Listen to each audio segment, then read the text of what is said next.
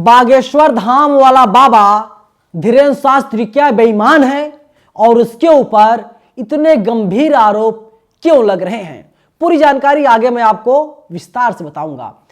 नमस्कार, मेरा नाम है नवीन कुमार नंदन और आप देखना शुरू कर चुके हैं इंडिया इंटरनेशनल न्यूज। एक बाबा बहुत चर्चा में है, इसका नाम है धीरेन्द्र शास्त्री। ये कहता है इसके पास दैवीय शक्ति है, जो चाहे कर सकता है।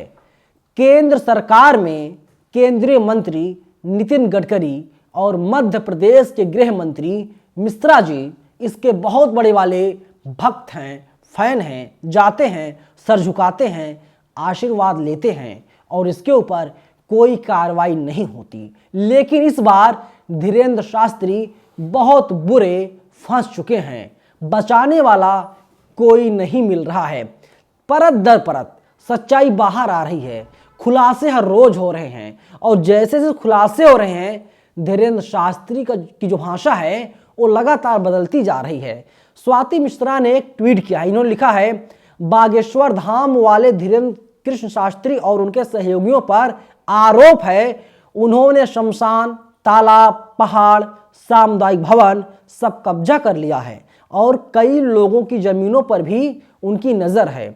शिकायत करने वालों को जान से मारने की धमकी मिलती है। ये सब दैनिक भास्कर के लिए 2 महीने पहले संतोष सिंह ने रिपोर्ट किया है।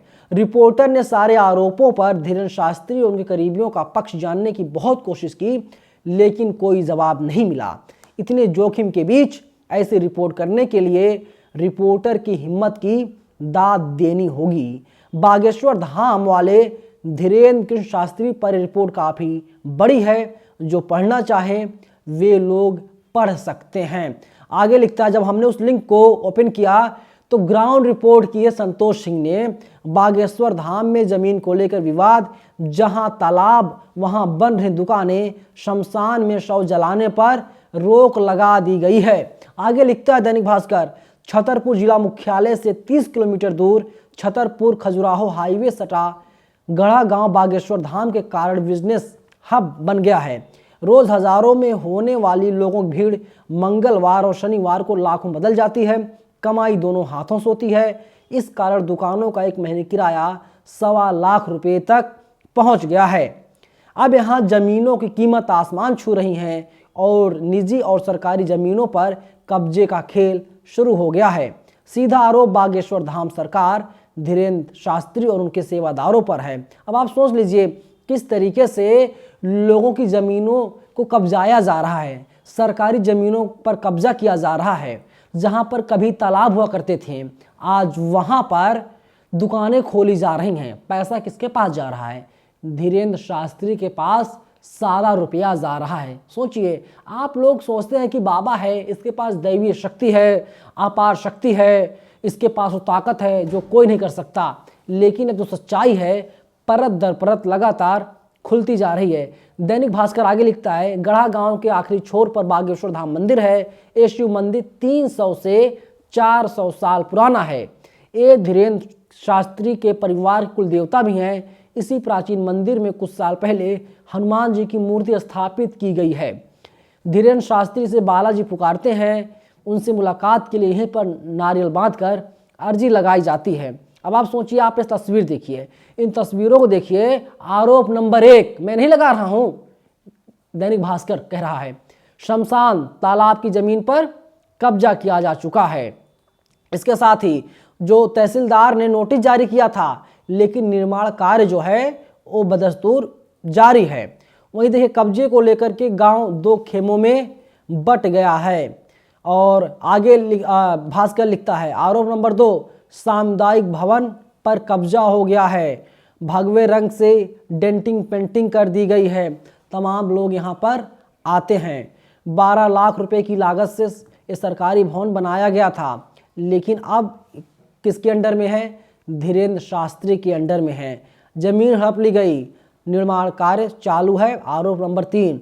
आरोप नंबर 4, जमीन नहीं दी तो जान से मारने की धमकी दी गई है। इसके अलावा 3000 से 1,10,000 रुपये तक है दुकानों किराया। वहाँ पर जाइए, आप नारियल बेचिए, जो पूजा पाठ के सामान है आप उन सामानों को बेचिए और आप तकरीबन 1,10,000 रुपये हर महीने धीरेन्द्र शास्त्री तक पहुंचा दीजिए, वरना आपकी खैर नहीं रहेगी। आप सोचिए, तमाम आरोप, कई गंभीर आरोप हैं, लेकिन सुनवाई कहीं नहीं हो रही है। जानते हैं क्यों? क्योंकि कहावत बहुत फेमस है, सैया भैल कोतवाल तो डर काहे का। जब मध्य प्रदेश के गृह मंत्री नरों में सबसे उत्तम नरोत्तम मिश्रा जी का हाथ शास्त्री जी के ऊपर है, कार्रवाई कौन करेगा? अपनी जान जोखिम में कौन डालेगा? क्या किसी पुलिस प्रशासन की हैसियत है कोई पहुंच करके बाबा का जो अवैध कारोबार है उस पर रोक लगा सके? नहीं लगाएगा, क्योंकि सीधा सीधा शह मिल रहा है। अब आप देख लीजिए, शायद आपको पता ना हो, जो पुलिस होती, किसी राज्य की पुलिस हो, मुख्यमंत्री के अंडर में कभी नहीं होती, गृह मंत्री के अंडर में होती है। और मध्य प्रदेश की गृह मंत्री नरोत्तम मिश्रा जी हैं, तो पुलिस वाले कैसे पहुंचेंगे? कई अब आरोप हैं जो लगातार धीरेन्द्र शास्त्री के ऊपर लग रहे हैं। धीरेन्द्र शास्त्री नागपुर में पहुंचे हुए थे, वहां कई दिनों का प्रोग्राम था। प्रोग्राम 13 जनवरी को खत्म होने वाला था, लेकिन जैसे ही धीरेन्द्र शास्त्री को चैलेंज मिला, धीरेन्द्र शास्त्री 11 जनवरी को ही अपना बोरिया बिस्तर बांध करके फिर से मध्य प्रदेश भाग आए। और चैलेंज ऐसा था, अगर ये स्वीकार कर लेते और उस काम को कर देते, इन्हें 30 लाख रुपए नगद इनाम दिया जाता। लेकिन धीरेन्द्र शास्त्री को पता था कि उस काम को नहीं कर पाएंगे। फिलहाल इनके खिलाफ केस दर्ज हो गया है। पुलिस कह रही है हम लोग मामले की जांच कर रहे हैं। अब देखना होगा क्या धीरेन्द्र शास्त्री गिरफ्तार होगा या गिरफ्तार नहीं होगा, आने वाला वक्त बताएगा। लेकिन आप लोग पाखंड अंधविश्वास के चक्कर में बिल्कुल ना पड़िए, यही लगातार हम लोग आपसे निवेदन कर रहे हैं, गुजारिश कर रहे हैं। विज्ञान को आप लोग मानिए। कभी कोई व्यक्ति किसी के पसीने से नहीं पैदा हो सकता। इस बाबा के पास कोई दैवीय शक्ति नहीं है, और अगर शक्ति होती तो जो नागपुर में चैलेंज मिला था, उस चैलेंज को इस शहर स्वीकार करता। आप लोग की क्या राय है, जरूर बताइएगा। धन्यवाद।